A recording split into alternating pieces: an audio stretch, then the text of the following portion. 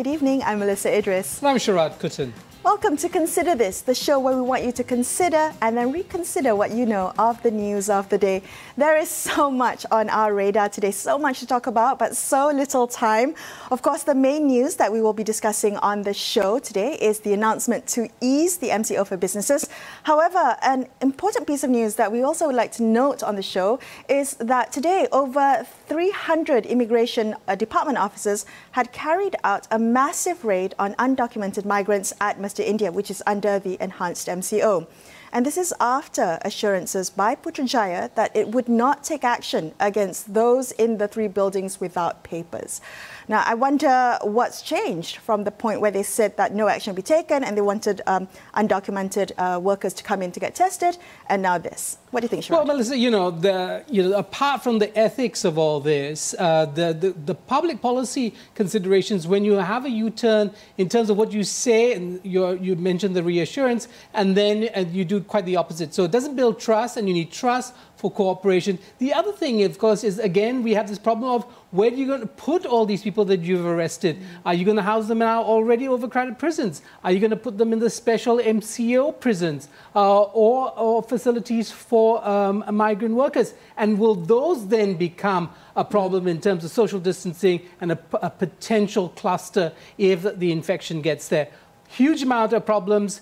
Not quite sure why whoever was in charge of this decision made this decision at this point in time. Exactly. We're going to keep a close eye on this story as it develops. But speaking of U-turns, also making headlines today is the Bank Negara confirmation that interest will now be charged on the deferred installments of hire purchase loans and fixed-rate Islamic financing.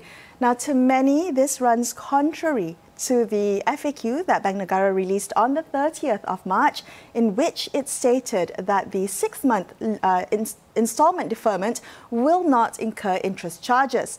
Joining us on the line now to help clear up the confusion is Liu Uihan, CEO of RinggitPlus.com. Uihan, good evening. Thank you so much for coming on the show tonight. Now, there seems to be a lot of unhappiness out there over the announcement that interest will be charged on deferred installments. Many perceive this as a U-turn in policy. Uihan, do you agree that this is a U-turn? Hi, evening guys. Thanks for having me. I think if you look at the various releases from Bank Negara as well as the Association of Banks in Malaysia, it's very easy to just go and assume that this was the case. I think after touching Yasin's first speech on Prihatin, BNM as well as the banks came up with various FAQs detailing various things. I think if you look at Bank Negara's press releases, they've always maintained that interest will accrue but may not compound on the various loans. And most banks try to figure out what that meant. And within the FAQs, unfortunately, there was a couple of illustrations of how this would be executed. And in those illustrations, it showed 2 important things. One, you would have the same installment amount for hire purchase loans after the moratorium is over, and the same amount or same number of installments. So that kind of implies no interest accrued, not let alone compounded. I think, and then a lot of banks came up with statements saying, "Yep, that's how we will do it too. This is how we'll calculate it." Unfortunately, that's not what's come out today. Today, what's come out is from the ABM, not Bank Negara, from the Association of Banks in Malaysia. So the banks themselves have said, look, for hire purchases, because of the Act, there are 2 changes. One is a little bit minor, which is opt-in is no longer automatic. You've got to do a couple of things regarding consent. That's a minor inconvenience, not the most contentious change. The more contentious change is the one where you've got 2 options after the moratorium is over for car loans, so hire purchases and fixed-rate Islamic financing, which is after this moratorium period, you've got 2 options. One, repay back the entire deferred installment amount one shot, so that's 6 months worth of installments in October, no interest still if you do that. Or 2, option 2, you can sort of convert that part of that deferred installment into and repay it over a longer period of time, the extension of 6 months, and have interest accrue on it. I think that the last bit is the contentious bit. The have interest accrue on the deferred interest is the change. Now, Bank Negara maintains, look, in our releases, we've always said accrued. calculations are just for helping people understand how this works.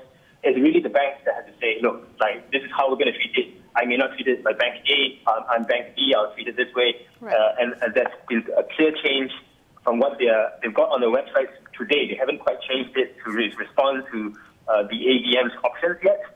Many of them have not changed, and it's very obvious that they have no interest in the AVM statement. Oh, well, Wehan, one of the concerns, of course, is, and I think this is in the public, is who to blame. But actually, I'm not that so concerned about whether we should blame the politicians that repeated the mistakes or the initial communications from Bank Negara. The more important thing is that the objectives of the moratorium. If you take the objectives of the moratorium of lessening the burden, how does these new scenarios pan out for the individual taking the loan? I mean, paying a lump sum at the end of the moratorium period sounds really onerous. And I can't understand how that squares with the original objective of the moratorium. What you'd say? So I would say it's kind of a compromise, if you ask me. Option one is for the folks who don't quite need the cash flow, if you think about it that way, right? You think you should take the moratorium anyway. Save up those installments in a deposit account of your choice over the 6 months. At the end of it, pay back the entire accrued installments, keep the deposit interest. So if you have the luxury to do that, you're in the money, well done. So that's option one. For the folks that can't quite afford to do that, like the folks that you mentioned, who need the moratorium, not just would like it, who need it, they're going to have to stomach a little bit of interest across the remaining tenure of their hire purchase financing. And ultimately, it's a cash flow gain rather than an interest gain. So the argument here is that they may not have the cash today over the next 6 months. There's some relief there, but it's cash flow gain rather than outright benefit in your pocket. So, Wehan, does this so-called reversal benefit banks more than borrowers? I think it's again, it's a little bit here and there. So if you're in the group who are fortunate to be able to consider taking option one, that's basically 6 months worth of accrued, accumulated deferred interest that installments that you can earn interest on. You're benefiting from the banks. With the second group who have no choice or may have to take option two, that's basically paying a little bit more interest than you were expecting to pay. Bank Negara has come up with some calculations to say, look, your installment might go up by a little bit to reflect that, and that is essentially going back in the hands of the banks. You're paying interest back to the banks, right. And I mean, there's no better way to see how the benefit is in the stock market. The stock prices of the large banks today, after the announcement comes out, the largest banks in Asia are up by 2 or 3%. Okay. Can I, very quickly, we only have less than a minute left, but I want to ask you, you mentioned earlier it is really up to the banks to decide. Do you expect there to be standardization across banks for this? Very quickly, what we saw with the last announcement was banks slowly falling in line to be very aligned with each other. So one bank would announce a policy, and if it was a good one, most people would ask their existing bank, hey, why don't you follow that policy? That looks really good. That looks good for me. Please follow that. And banks which did not follow that were told by the consumers, hey, state your policy. We hope it's like this one. So we expect banks to be fairly aligned when it comes to this one as well. All right. Thank you so much for speaking with us tonight, Wehan. We're going to take a quick break. After this, we'll look at the likely implications of the latest round of easing of the MCO. So stay tuned to consider this.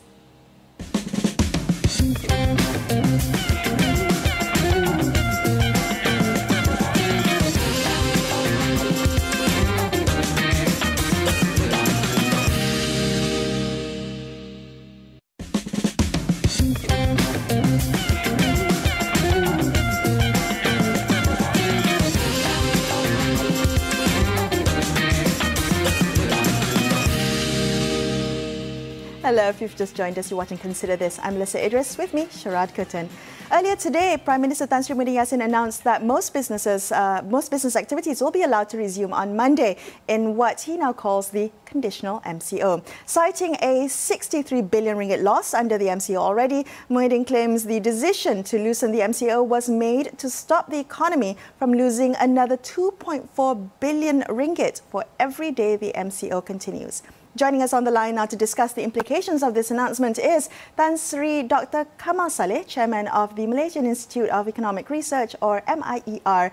Tan Sri Kamal, good evening. Thank you so much for coming on the show. Now, do you think this decision to broaden the list of economic activities will mean that the economy will bounce back to pre-COVID or pre-MCO levels? It is timely, but I don't think it will bounce back all the way to the pre-COVID-19 days. But because most forecasters, independent analysts talk about this year being recessionary, but the opening that is decided under this conditional MCO is in that sense timely, because I think further expansion of the MCO would under very strict conditions, would in fact not be good for the economy as they calculated. The MOF has calculated we lose about 2.4 billion a day. So this is good. I think it should be done, but of course the condition that we all businesses and employers and businesses are able to maintain their discipline over the question of SOPs and so on. Can I ask you about the issue of the damage that's been done? So we know the cost and and I don't know if you dispute it yourself, but to the extent that has been the cost, what sectors or specific sectors might be able to bounce back better than others? Is there irreversible damage in some sectors of the economy, do you think?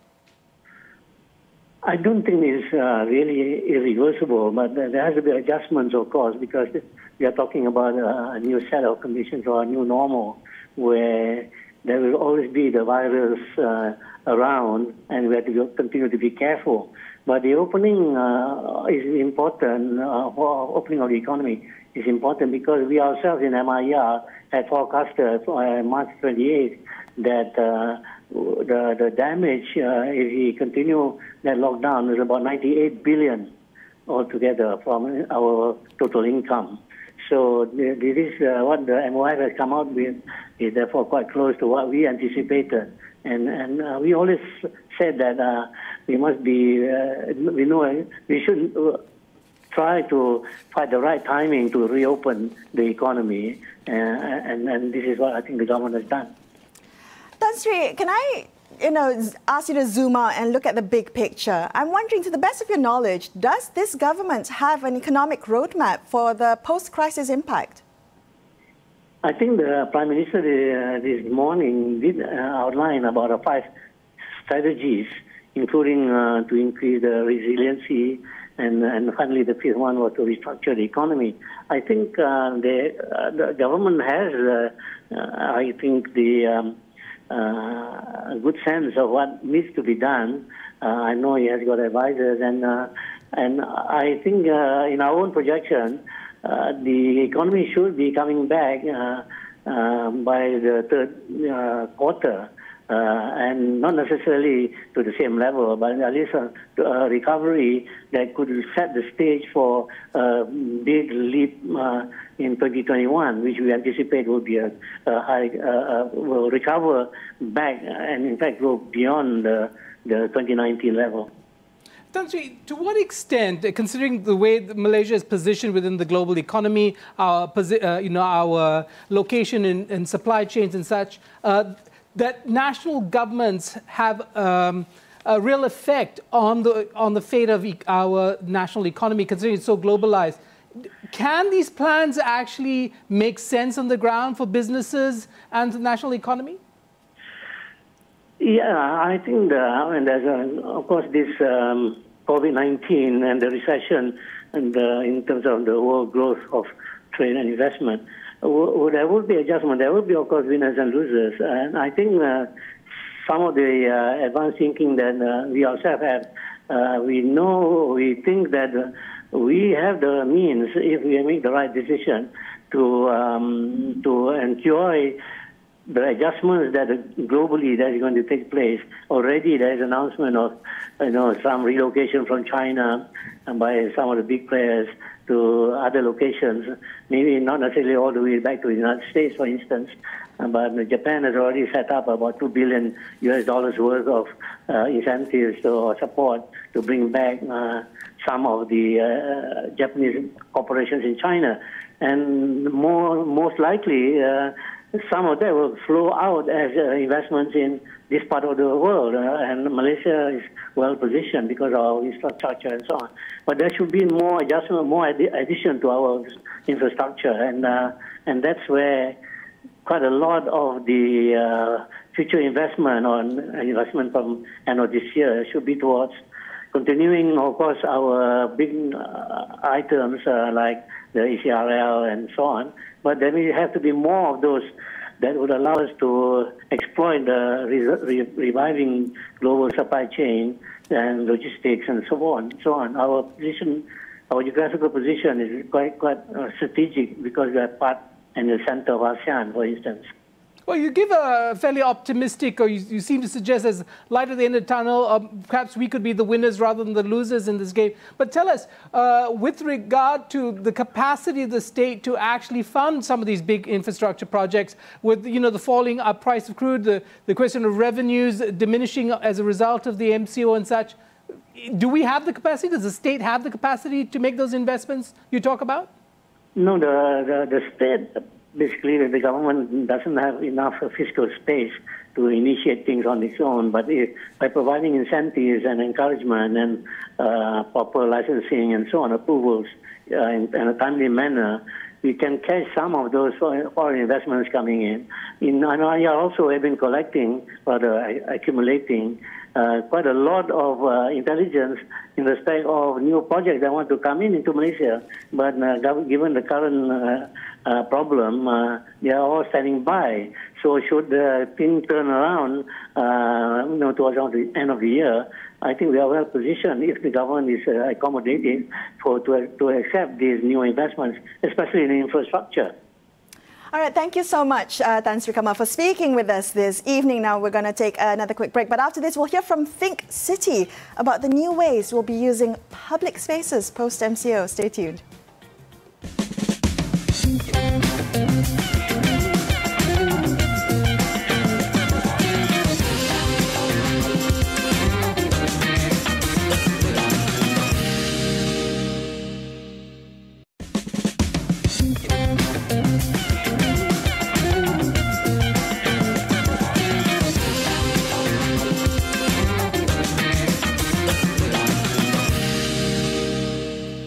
Thank you for staying with Sharad and I on Consider This. Joining us on the line now, we have Hamdan Abdul Majid, Managing Director of Think City. Hamdan, good evening. Thank you for coming on the show tonight. I understand about a month ago, Think City published recommendations for policymakers in dealing with the COVID-19 crisis. And in it, you advocated a three-pronged management strategy, including managing the economy and the post-crisis impact. I want to begin with what you think of today's announcement by the Prime Minister to allow most business activities to resume on Monday. First and foremost, thank you for having us in the show. I believe that what you call this announcement by the government is something that has been on the horizon. Obviously, it seems to be something that has been brought forward. But given that the official date for the MCO closing was on May 12th, we believe that lockdown was necessary to flatten the curve, and it has definitely come at a significant economic and social cost. It is absolutely crucial that the rest of society, businesses and individuals do their part to follow the government guidelines and ensure that this effort isn't wasted. Because one of the key things that we have achieved is now to bring down the transmission factor to something that is within control and allows for the government. And during this period, the government has been able to boost up its capacity to manage the crisis more effectively as now for the Prime Minister. Just to interrupt you, can I get you to clarify, is this easing of the MCO for businesses in line with your recommendations for policymakers? Is this the exit strategy that you envisioned? This is definitely, the timing is something we can always debate, but the exit from MCO is something that we already anticipate, given that the MCO was only intended to actually buy time to build up the capacity in the healthcare system to manage the crisis. So we have seen that over the last 6 weeks, the government has stepped up efforts to strengthen the healthcare system to face the COVID crisis. As we know that, even after this conditional MCO, the disease is still at large and it has not disappeared. It will be there and it's expected to be there over the next 12 to 18 months or even beyond till a vaccination is found. Till a vaccination is found, then the key then is how do you bring back economic life back to normal? And to achieve that is basically that we need to now figure out how do we live with COVID being around us. And this can only be I'd like to ask precisely, I'd like to get to that question because it seems like the one thing that this disease has done is it's attacked the very social nature of human life. I mean, cities are vibrant because people are packed together, they meet, they congregate. Think City has been, creating spaces in our cities for sociality, for people to come together. How will life change in the short term, and how do we plan for that? Can cities do more to help people adjust to the new normal, as they call it? First and foremost, I think cities are still going to be part of our everyday life going forward. While definitely this crisis has actually brought to fore some of the issues about cities and the challenges of operating cities, and the issues that you rightly raised that aligns with the current issue of the pandemic is that we definitely will not be able to have large gatherings, will not be able to have what you call large events, conferences, and so on. However, we believe that with the right protocols in place, with proper testing, tracing, and to a boosted health capacity, we would be in a much better position to bring economic life again back to cities. And to do that, we will definitely have to adjust to a new norm whereby every one of us will have to walk around with masks in public spaces. We need to push and adhere to personal hygiene, wash our hands as often as possible. Physical distancing is definitely needed, but not social distancing. Where possible and not needed, we may need to limit our travels in the immediate period till things come back to a certain level of normality. And we need to reorganize our public spaces. As you have seen, some of our public spaces, like the market and others, has already adopted to this new norm. We have seen how restaurants are slowly now will adjust to the new norm, whereby they will need to ensure that there's physical distancing put in place, proper markings on the streets, and so on. So in the immediate period, there will be a big adjustment that you will see in the public life. But as we will know that we as human beings are quite adaptive, and quite quickly we will soon learn to operate with the constrained environment and go about with our daily routine. Hamdan, definitely, there's going to be an adjustment period, but within that transition, are there any red flags, any areas that you're concerned about? I think what would be concerned is that I hope that the public at large doesn't see this announcement by the Prime Minister to say that we are back to normal. As clearly highlighted by the Prime Minister, that this is a conditional movement, that is still a conditional MCO. For those who need to be out there, then they will be allowed to be out there with no restriction, but complying to the new guidelines that were put in place. In fact, we on our TCT's part, we will be sharing our guidelines for how offices, construction sites, and many public spaces can be operationalized to comply to operate in an environment where we need to live with COVID.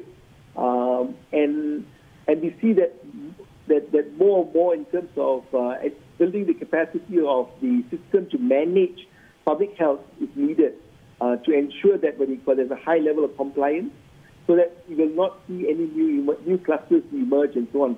As I said earlier, that the disease is still at large. There's always this high risk that that we could end up going back into MCO if there's no discipline among the general public to adhere to the guidelines that have been set. Hey, Hamdan, you talk about people being adaptive. I mean, I think of people being creatures of habit and actually less adaptable sometimes. And, in terms of getting the message out, do you think we've been successful? Have we only focused on, groups that understand the national language or English? Have we missed out on our foreign worker population that has its own social life in different languages? Have we done enough in messaging, especially for the inner cities of the Klang Valley? I see that there's quite a bit of room in terms of education. so that we can build the capacity of the public to know how to operate in an environment where we need to live with COVID.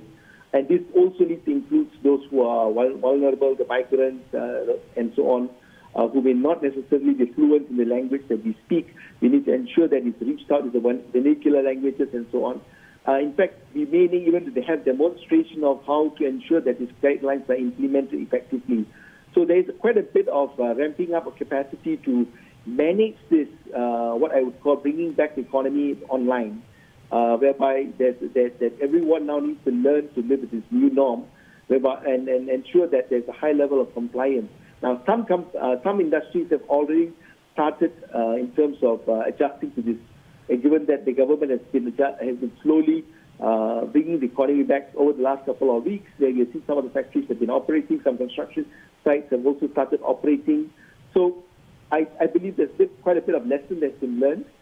We have seen also some of the public spaces have been operating during this whole MCO period, and people have generally gone to supermarkets, markets, banks, and they've used various facilities in the public realm. Well, okay, sorry to cut you off. The 1 minute that we have left, practical problem, rush hour in the city, public transport.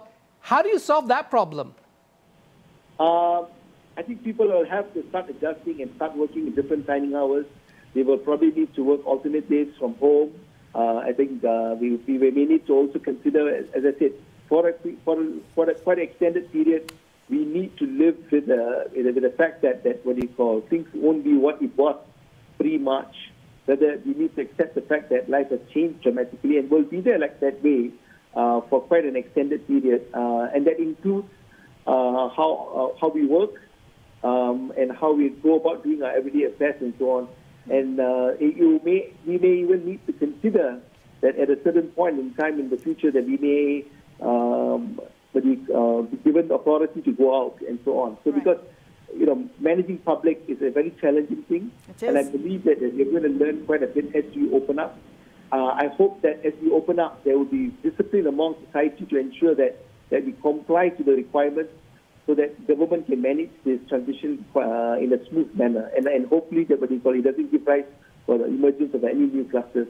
All right. Hamdan, thank you so much for speaking with us this evening. That's all the time we have for you on this episode of Consider This. I'm Melissa Idris, with me Sharad Kutan, signing off. Have a great weekend, folks. Thank you so much for watching, and good night.